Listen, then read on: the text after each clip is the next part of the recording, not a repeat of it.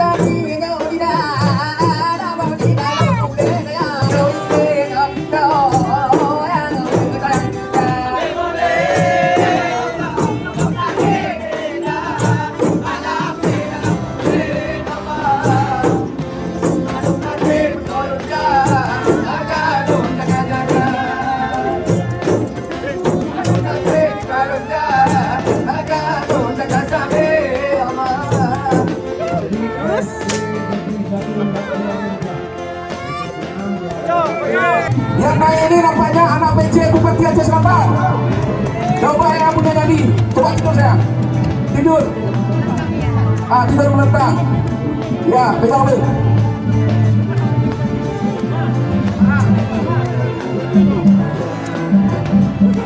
Sakit. Bismillahirrahmanirrahim.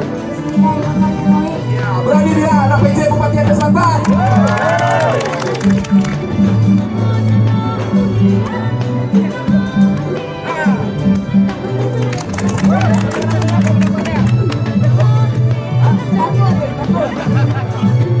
Mantap. Tunggu jangan lagi dulu. Salam bentar dulu. Coba pukul lagi. Tidur. Tidur apa lagi? Siapa lagi? Ayo. Di sini masih ada rencong pedang. Siapa yang mau merasakan rencong ditikam silakan maju. Ayo, ada yang bilang enggak?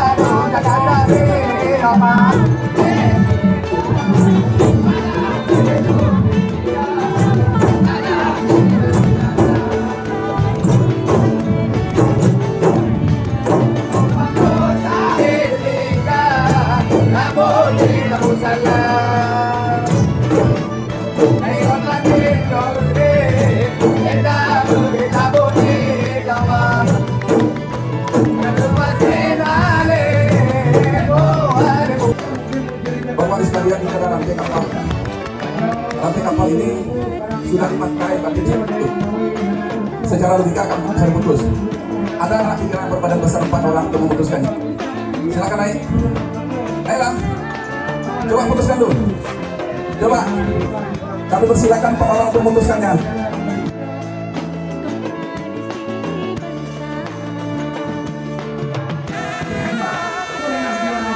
Tarik. Pak Kadi sama lagi. Kadi sama asisten coba tarik. Ini rantai sudah putus, sudah diraja. Ada kita tarik. Tarik dong, silakan. Coba tarik dong. Coba tarik Pak. Tarik terus. Pak Kadis besar badan. Udah. Pak belum izin tuh. Udah Pak Kadis izin dulu. Udah. Tarik lagi.